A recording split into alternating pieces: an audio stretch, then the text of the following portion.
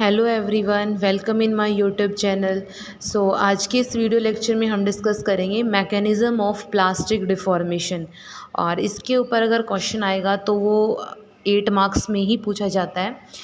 तो स्टार्ट करते हैं mechanism of plastic deformation. First of all we have to know about what is plastic deformation. Plastic deformation is when a solid material permanently changes shape when a force is applied to it। यानी कि plastic deformation क्या होता है? Plastic deformation का मतलब ये होता है कि कोई भी सॉलिड मटेरियल क्या हो जाए, परमानेंटली अपनी शेप को चेंज कर दे।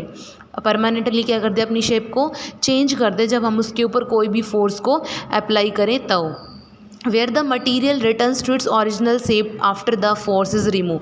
और जब हम उस ऑब्जेक्ट के ऊपर, उस मटीरियल के ऊपर से फोर्स को रिमूव कर दें तो वो वापस से क्या हो, अपनी ओरिजिनल पोजीशन के अंदर रिगेन कर ले। That is plastic deformation results in a permanent change. But जो प्लास्टिक डिफॉर्मेशन है वो क्या होता है? एक तरीके से परमानेंट चेंज होता है। तो प्लास्टिक डिफॉर्मेशन क्या होता है? प्लास्टिक डिफॉर्मेशन को हम किसी सॉलिड मटीरियल के ऊपर लगाते हैं। लगाने का मतलब ये है कि हम उसके ऊपर कोई फोर्स लगा रहे, फोर्स लगाने से क्या हो रही है? उसकी शेप चेंज हो रही है।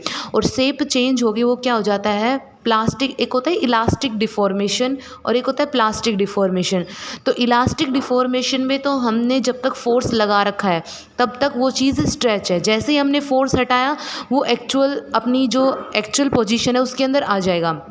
बट प्लास्टिक डिफॉर्मेशन के अंदर क्या होता है कि एक बार हमने उसको स्ट्रेच कर दिया तो वो किस पोजीशन में रहेगा? वो अपनी स्ट्रेच पोजीशन के अंदर ही रहेगा। यानी कि इसके अंदर क्या आता है? परमानेंट चेंज आता है। How does it happen? अब ये होता कैसे है? तो फर्स्ट है इसके अंदर डिसलोकेशन मोशन। यानी कि डिसलोकेशन मोशन का मतलब क्या है? यहाँ पर छोटे छोटे अलाइनमेंट्स होते हैं, ठीक है। उन अलाइनमेंट्स पे जब हम फोर्स लगाते हैं तो वो अपनी जगह से क्या हो जाते हैं? डिसलोकेट हो जाते हैं, वो मूव हो जाते हैं। यानी कि जो लेयर्स वहाँ पर प्रेजेंट है वो एक दूसरे के ऊपर क्या कर जाती हैं? स्लाइड कर जाती हैं, जिसकी वजह से उनकी शेप क्या हो जाती है? Change.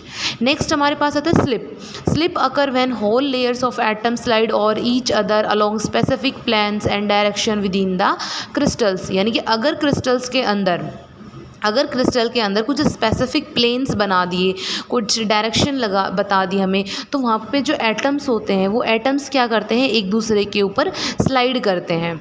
Next twinning is when a portion of the crystal forms a mirror image pattern.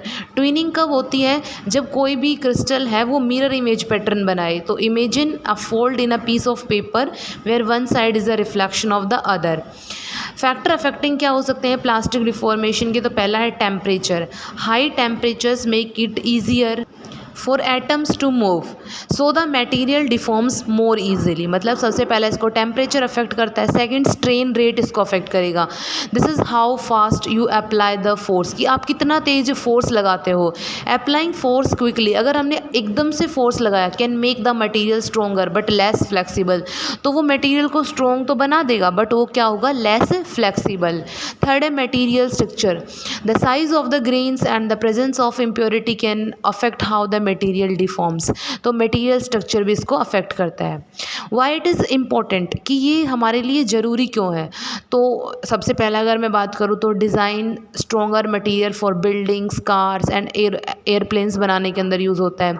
Manufacturing products using process like rolling के अंदर यूज़ होता है। Investigate material failure to prevent accident वगैरह से, रोड सेफ्टी के लिए यूज़ होता है। तो इन एसेंस